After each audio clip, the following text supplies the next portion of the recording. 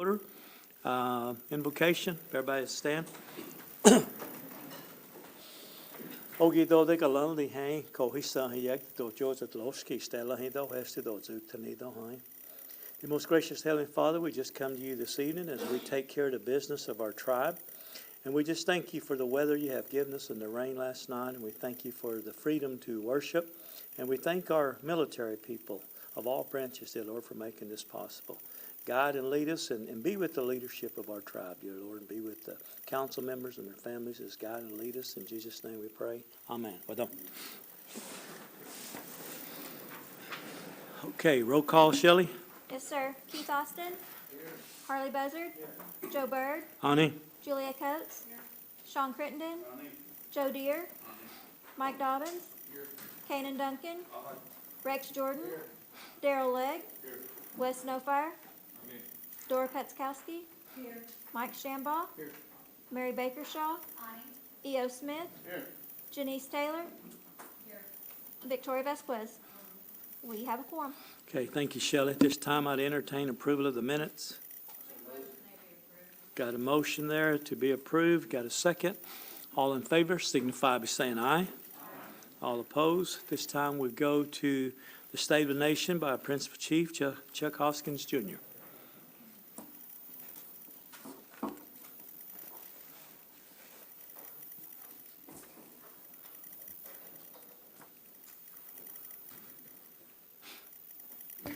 Mr. Speaker, members of the council, good to be with you again here at a July council meeting. Since we last visited, we have hit the one-year anniversary of the historic McGirt decision, the most important case in Indian law in generations. We've been seizing opportunities that McGirt has created with the assistance of this body, including a dramatic increase in funding for our criminal justice system, hiring more marshals, hiring prosecutors. Of course, this body has confirmed judges that we've appointed. All of this is to prepare to build not only the biggest criminal justice system in the state of Oklahoma, other than the state of Oklahoma's, but our goal, as with everything we do, is to create the best criminal justice system. And I believe we can do it. And I think with the guidance of this body, we will do it.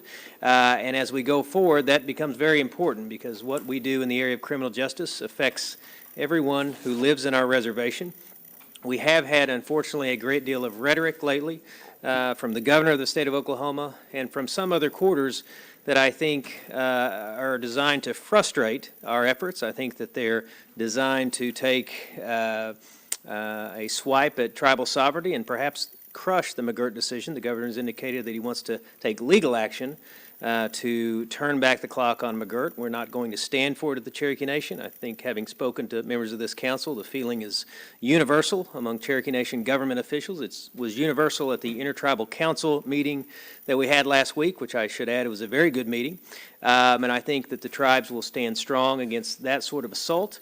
But as we're, on the one hand, guarding against that attack, we have to continue to build up again what is a large and should be very effective criminal justice system. I have confidence that we can do so, and we have people working on it every single day. A couple of weeks ago, we had the honor of hosting the United States Secretary of Health and Human Services, Javier Becerra. We had other officials. We had the Director for the Centers of Medicare and Medicaid Services, Chiquita Brooks-LaSure, and the acting, or the interim, I should say, Director of the Indian Health Service. Anytime that we can attract that sort of attention from the highest ranks of federal health care to our health system, I think it's a good thing. And the Secretary was impressed by what he saw with our outpatient system. We had a good discussion about the positive benefits of Medicaid expansion, for example, which is already producing benefits for our citizens and for our own health system. And as we were walking the hall, Mr. Speaker, you were there. I appreciate you joining us, and Councilman Dobbins in your role as co-chair of health. I appreciate you being there. But as we walked down the hall, the Secretary did seek out a couple of Cherokee fluent speakers who were there and told us that he appreciated that we brought in culture to our healthcare system, and of course that is indispensable to our larger mission here at the Cherokee Nation. So it was a good visit. We also toured the OSU Medical School. Great to see a couple of students who've gone through that first year and survived and seem to be thriving. So the OSU Medical School is moving along fine, and it is also getting federal attention in a very positive way. The $2,000 COVID assistance payments are, of course, of top of mind to council members and our citizens. I'm convinced that we will have a baby boom in the Cherokee Nation, by the way, and we'll catch the Navajo Nation in terms of their recent claims that they have more citizens than the Great Cherokee Nation. But we have had a lot of Cherokee citizens sign on to the portal. We have had a lot of Cherokee Nation citizens apply for assistance, and thankfully, we've had a lot of Cherokee citizens receive that assistance so far. We've had events across the reservation, sign-up events, and what I've noticed is as time has gone by, fewer people actually are showing up for those events, which I think is a sign that people are finding a way to sign up. If they don't have access, they're finding a way to sign up through their loved ones, friends, and others. And, of course, these events are helping a number of people, and we know it when we interact with them that they don't have connectivity. We are making strides every day to solve that gap in connectivity. You may have seen that the Chief of Staff recently was on the roof putting on a satellite dish. That's the other duties as assigned that Todd Enlow has. But he and other staff are making sure that we could use the latest in technology. This would be Starlink technology, to make sure we can connect some parts of the Cherokee Nation that are just difficult to connect. And I think the more that we do that, the better our people are, whether it's from an economic standpoint, access to education, even access to health care, with the importance of telemedicine to all of us, particularly the elder population. We also became the first tribe since we last gathered to achieve tribal self-governance with the U.S. Department of Transportation. It's hard to overstate the importance of self-governance arrangements and agreements with federal agencies. We know where we've done that. There has been great strides made by the Cherokee Nation. You just have to go back to when we achieved self-governance for health care and see the growth that happened after that, the respect that is shown tribes when we are setting sovereign to sovereign at the table to talk about issues. In this case, it would be crafting the future of transportation policy and investment in the Cherokee Nation, which is critically important, of course, to economic growth and public safety. We were in Pryor, Deputy Chief and I were in Pryor last week to open a new office for career services in that community. We had an office there. This is a bigger and better facility. Wonderful facility. If you go out to the Mid-America Industrial Park, it is in that area. If you have a chance to look at it, it's worth the visit. It is nestled in a place that is creating a lot of jobs, not the least of which is a new electric car company that the Deputy Chief went to the announcement for, that's going to create economic opportunity for our people. So the more we can be in the midst of that sort of growth, I think it's better for the Cherokee Nation. There's been a great deal in the news lately about boarding schools and the dark chapter that represents in American history, and the Indian policy that was behind the creation of those boarding schools. We know we have our own history with boarding schools. One way that we are charting or writing new chapters, rather, in the story of boarding schools is we're acquiring them. So we have acquired Dwight Mission, which of course is of importance to Cherokee history. It is a beautiful campus in Sequoyah County. Councilor E.O. Smith, I want to thank you for your advocacy in particular for that acquisition. But we will have some announcements in the near future that will center around using that facility for youth and for our employees as we develop staff training and things of that nature, and any number of things. It's almost a blank slate for what we can do down there. We think we'll add to tourism, but we think we can put the investment in it that will make it the kind of asset that it needs to be for the Cherokee people. Mr. Speaker, and to all the council members, I want to express my appreciation for being a part of the Tri-Council meeting. I thought it was an important and powerful gathering of the three Cherokee tribes. I thought it was well done, and I appreciate you all and the work of your staff. And again, I'm glad that we could be a part of that and advance some policy positions that are of interest to all of us. Because as I said at Tri-Council, there are surely from time to time things that the tribes do not agree on. But there is so much that we agree on, so many common missions that we can be part of, including language preservation, which I know is near and dear to your heart, Mr. Speaker, particularly as we go into this 200th anniversary year of the syllabary. Ladies and gentlemen, thank you again for your time. It is a pleasure to serve with you, and we will continue to do the good work of the Cherokee people. What else? Hey, Chief, I just want to thank you for being present at the Tri-Council. It was a warm day, and we had a reporter come out there when you came out to the Heritage Center, And a lot of our speakers were sitting over there in the shade, and we had some of our people cooking the fish, had some people cooking the pork and the beans, and then a six killer was leading the charge cooking the fry bread. And the reporter goes, "Why are these people out here in the hot sun? I mean, what are they doing out here in the heat?" I said, "That's what we do. This is just something we carried on." And I said, "Do you see anybody griping over there?" They were laughing and telling stories because we hadn't been together in over a year and a half, the tri-council. So it was a wonderful time, and they really were appreciative that you made your presence there, you and your wife. So thank you for that. Thank you, Mr. Speaker. Okay. All right, next we have our CEO, the one and famous Mr. Chuck Garrett, going to give us a little update on our enterprise. So, Mr. Chuck, are you ready? Yes, sir, and thank you so much. It's always an honor to present to you and the council. I appreciate the opportunity very much. As you all have seen in our financial reports, we had a very strong May across the business enterprises. Our Cherokee Federal, our federal contracting business unit, continues to have a record year, working hard to help solve the problems and assist the federal government in various agencies to solve problems and look for different solutions. It's been a very strong year for them. They're continuing that momentum. On the gaming and hospitality, we are continuing that long climb out of what was a pretty dark and deep hole last year, looking to normalize a lot of our operations. We're making consistently expanding our operations, keeping in mind the responsible hospitality that we need to maintain as we navigate the COVID-19 pandemic. One bit of news that I did want to share on that front. I know it's been something that you all have been interested in. What we used to call the joint at the Hard Rock, which has now been renamed Hard Rock Live. We are starting to book shows and look forward to providing the entertainment that we've been known for. On August 18th, I believe Clint Black will be performing, and that will be our first musical show.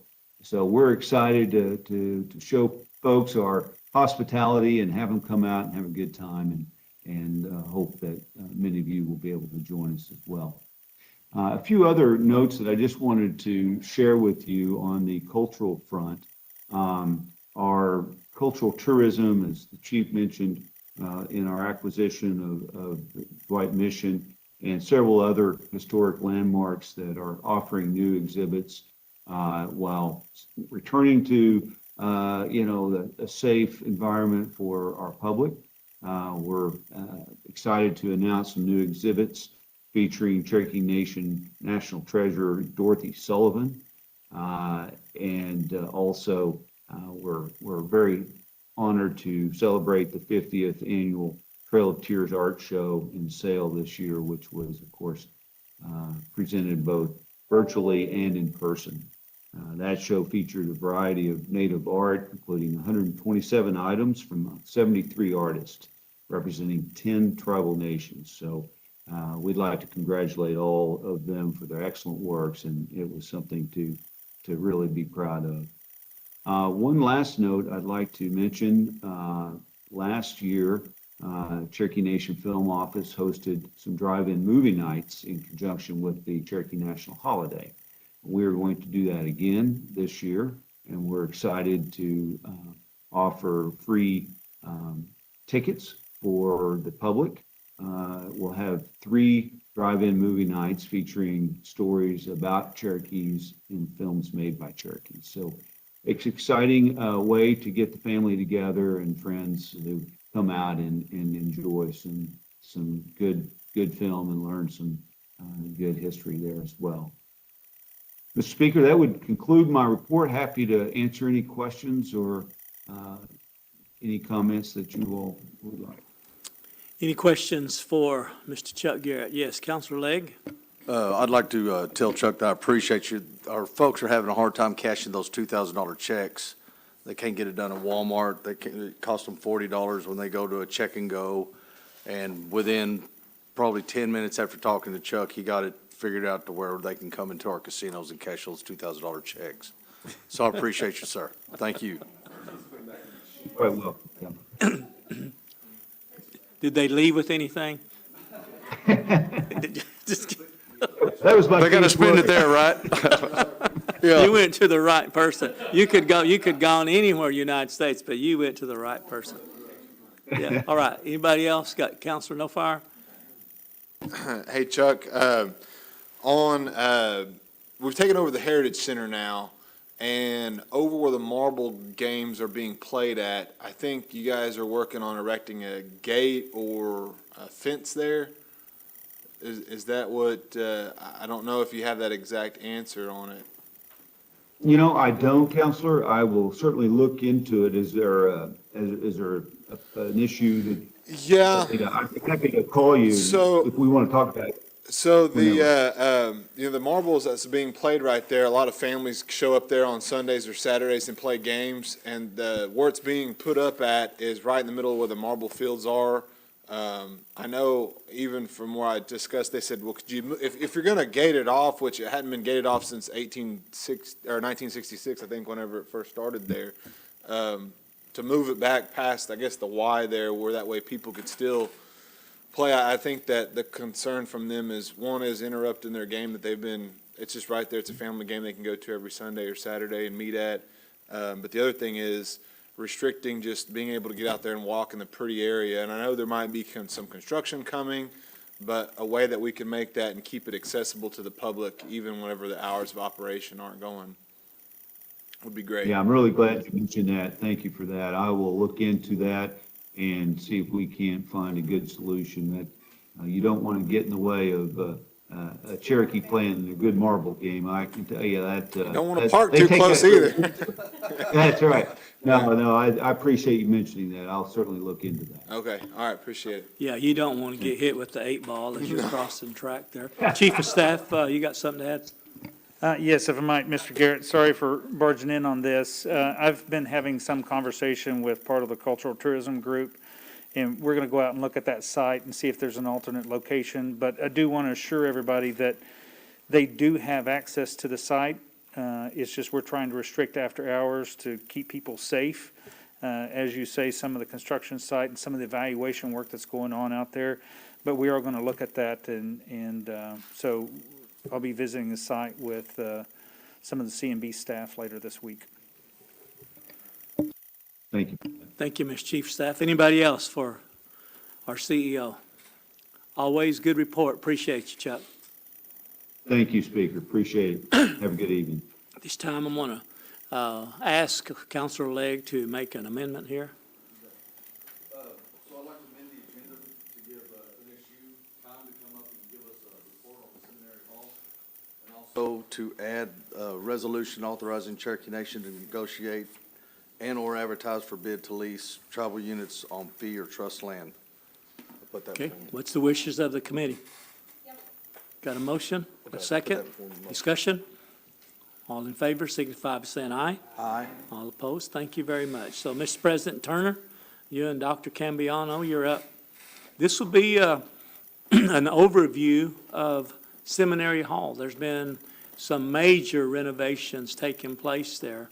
One of our, we were the first to have the higher education there west of the Mississippi, but this renovating they're doing, you're going to see, it's just going to be one of the most awesome sites we're going to have in this part of the country. All right, Mr. President, you're up.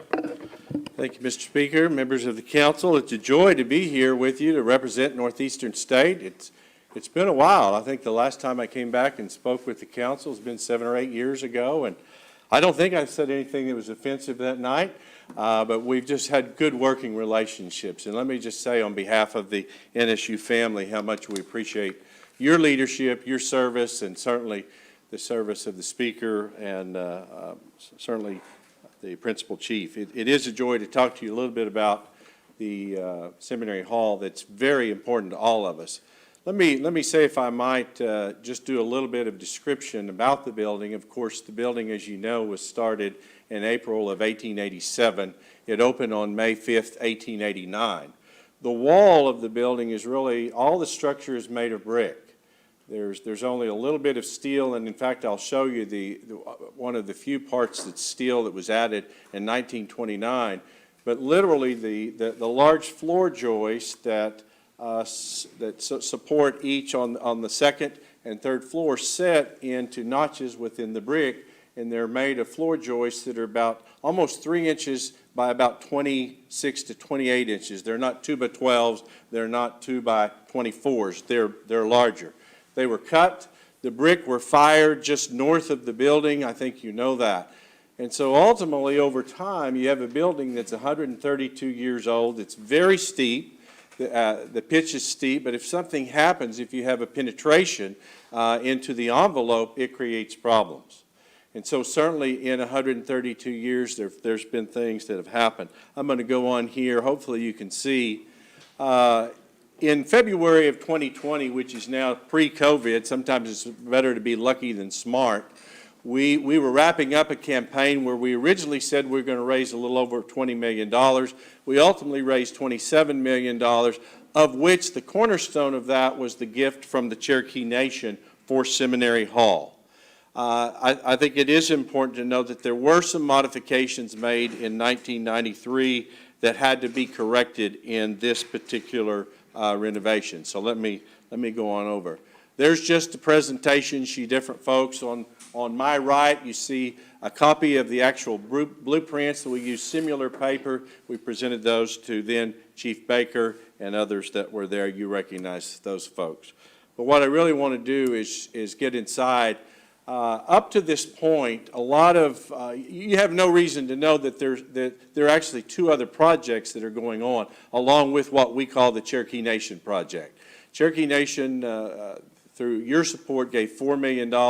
That really secured much of the envelope. It added a museum on the 3rd floor. It repaired the joist, but it was not enough to complete, in fact, changing out all the windows. So NSU has funded the additional $1.5 million to replace all the windows at the $4 million. And for the most part, the contribution that you made is doing many of the windows on the 3rd floor, but none on the 1st and 2nd. We're funding that. The other part was there was a water discharge in a coupler on December 20th, 2018. And I'm going to show you some pictures. By the time it happened on a Saturday evening, by the time we knew what was going on, the fire alarm was going off because the water and the heat system had gone to steam, and it set off the fire alarm when the steam went on Sunday evening. And I can assure you that was frightening because I lived just below. When you see the pumper trucks, the ladder trucks showing up at Seminary Hall, although it has a fire suppression system, it was quite frightening when the water was coming down from the 3rd floor to the 1st floor in the stairwells. So there's really 3 projects that are going. So we have matched. In fact, I believe we may end up being about $150,000 over our contribution to the project. We've at least matched the $4 million that was put in by the Cherokee Nation. And let me be very clear. We wouldn't have started it when we did had it not been for the gift, period. We wouldn't have had the funds. But you can see the scaffolding if you haven't been there. And by the way, let me invite you at this time, if you'll just call 444-2000, we'll give you a tour. We had the speaker, we had Councilor No Fire, we had the principal chief, and I'm happy to give you an in-person tour of that. But you can see, now let's get inside. There's kind of the original lobby. You can see the stairway's the same. How many of you have never been inside Seminary Hall? Raise your hand. It's okay. Again, you need to see it. Because in this stairway, when you get to the top, they used to have a classroom right at the top of the stairs, and you're going to see the picture on my left. They're having class, the seminarians. Those benches are exactly now where that class was meeting, and that would have been probably somewhere pre-Oklahoma statehood. So again, still looks the same there. The Kiowa drawing that was put in by the WPA, that has also been protected and preserved. That's on 2 different areas. One, you know that. Now you go outside, and I don't know if you've bought any copper as of late, but it's a little pricey. And on the left, what I want you to point out, in the original blueprints, there were 2 octagonal dormer windows. And you see that one on the left? Those were not there. We don't believe they ever built them. But we are going back, we went back to the original blueprints, and we're putting what was supposed to be there with the money from the Cherokee Nation. I'm going to show you an insider's view in just a minute. And if you have a question, you stop me because I'm trying to go quick. They told me 2 hours, so I'm going to get it down to about 10 minutes, I hope. I'm going to go quick. But you can see we've had to replace a lot of copper. You can see the dormer. Now, this is where we've had to go in, and according to historical building, the ends of those floor joists had rotted where the brick had deteriorated and the water had penetrated.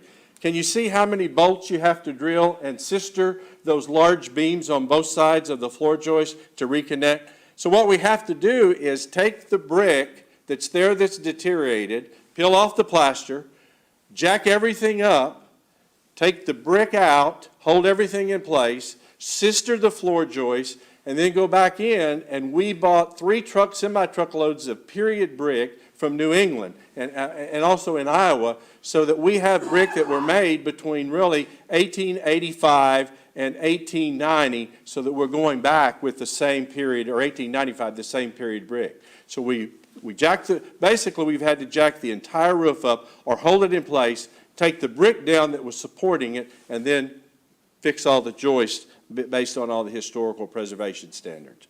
You can see there, you can see inside one of the octagonal windows on the right. On my left, you're going to see you have about 3 courses of brick that are there that have been replaced. Can you see that? We actually used the mortar mix from 1887 that allows water to evaporate much better. And in some places, instead of 3 courses, we've had to replace 6 feet of brick that had deteriorated from the top plate down. It just depends. Now, can you see that a little bit better, everyone? Can you see the red? That's the new rubberized wood that's been wrapped to keep the water out. It's treated, and you can see where we've replaced brick on the left. You can see that we had to replace a lot of brick to make sure that it supports. So that's at different places. And there's inside where one of the octagonal windows. It's going to be that's going to be a meeting space, conference room. It'll be a great place to be.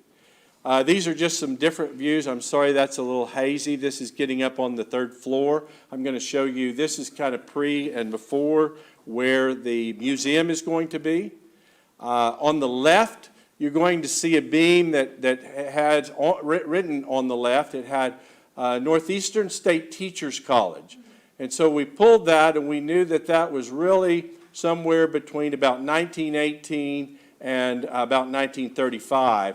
And so if you go back, that beam was added in 1929 to expand on the 3rd floor to make sure they could add a physics lab and a biology lab. They needed lab space even then. So that beam is exposed. If you see it on the right, the big part of the construction of the building is part of the museum. So you have exposed copper, you have exposed beams, and it tells the story. So that's very important.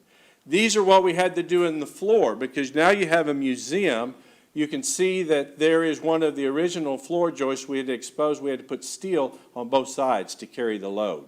Again, this is all funded with the generosity of the Cherokee Nation. There's the museum. There you're starting to see it come together. On my right is an image with the mural. The mural is not there, but you can see that it's really coming on, and I believe that's with Chief Hoskin there. There we have different views of the museum. You can start see there are large meeting spaces on both sides where student groups could come and sit and hear presentations. And then in the middle is very much secured. It's climate controlled to make sure that all of the artifacts are protected. It has its own system, as you can imagine. These are some of the classrooms that are being renovated on the outside. And then this is what the south dormer, when it all gets done, the painting will go back to the original color. Now, I want to show you something, and I'm going to put my glasses on because I can't see those numbers. That is the gutter that was installed in 1993. You can see that it's about 5 inches deep, and what is the width there? Can someone see that better than me? It looks like it's about 6 inches across. Now, if you look at code, I'm an old faculty member, so I like to show and tell. Sometimes a picture's worth 1,000 words.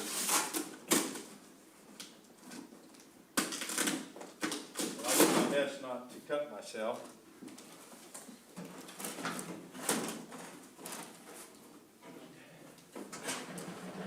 You'll hold that, Teddy, just grab the box. Stand by. We thought it would be, here we go. This is the proper size gutter for that building.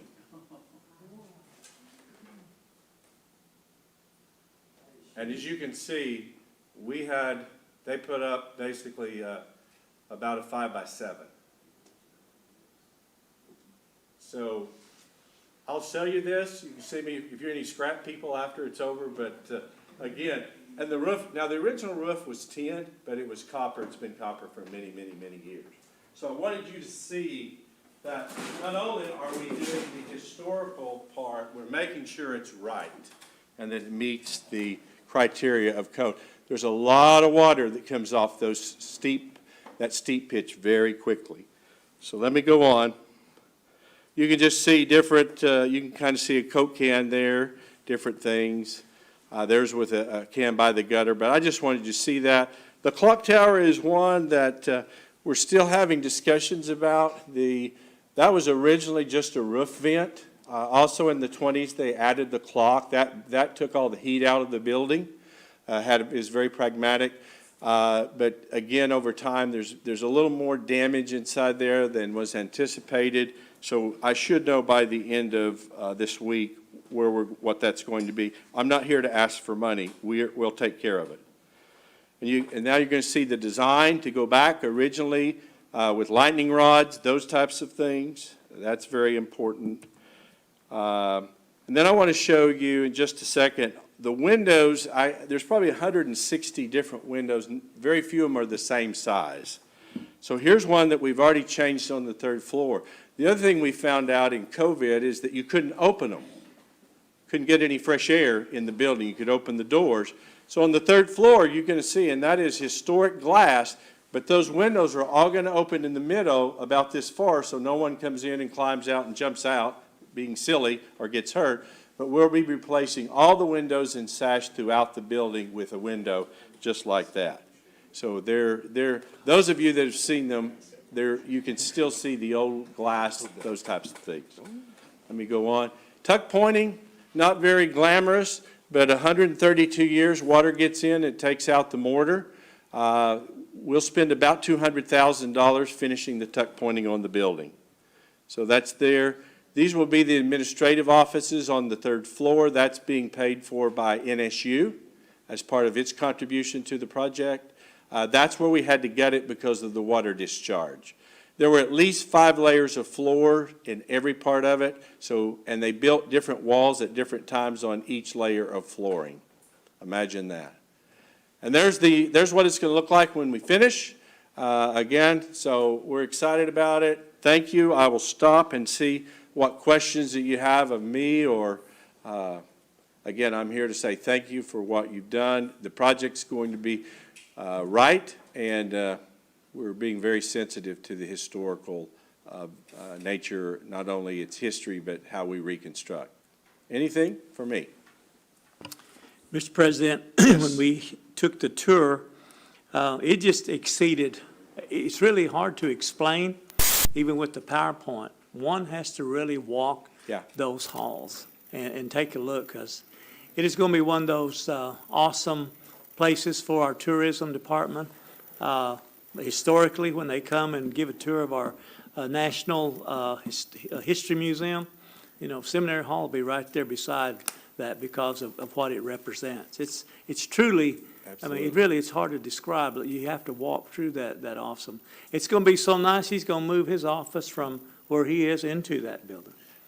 Well, again, the president's office was there until 1952, and then it moved, or actually 1968. Okay. When they took the student union and moved across the street, and they moved some offices. So, yeah, we're going back. How many are alums of NSU here? We have 60. Oh, I'm sorry. Go ahead. Yeah, great. Good number. Wow. How many you still owe on your, no, I don't know that. Okay. Any other questions for our president here? And like he said, when the time comes, there'll be tours that he can give as they, what is the projected completion date? Well, once we get all the copper, that's been one of the slowdowns. We needed a better coppersmith, and that's probably not the right word to do that. That person has been identified. When they finish that, we have 6 weeks left to finish what we call the Cherokee Nation project. The other two projects, we should have the bid on the street for the other $1.5 million of windows by the end of this month. That'll be out for about, so I'm going to say we'll have that done by November, and then hopefully by March, March to April, we'll have all the other work done. But I don't know if you've done any construction project. Nothing's coming back based on the projected cost. Wow. So it's been very interesting in Yes. this climate. So, but hopefully we can have a big celebration next spring. Yes. And again, in the meantime, please call 444-2000 and Robin will connect. I will give you a tour. Well, you know, it's such an awesome relationship to have the city of Tahlequah, NSU, and the Cherokee Nation working together like this. And that's what makes this small town what it is. At one time, it was voted one of the best small towns, I think 50, one of the top 50 small towns in the United States. And we're getting better. Outstanding. Yes. Thank you, Mr. President. Yes, sir. Thank you all for the invitation. Okay. And you got a good man with you right there, Dr. Cambiano. Okay, old business, none pending. New business. Counselor Shambaugh, you want to take item number 1? This is a resolution adopting the Kansas Intersection Safety Improvement Project as a priority for tribal transportation program safety funding, and I put that in the form of a motion. Got a motion and a second. Any discussion? All in favor signify by saying aye. Aye. Out of rules, Counselor Buzzard, do you want to take that?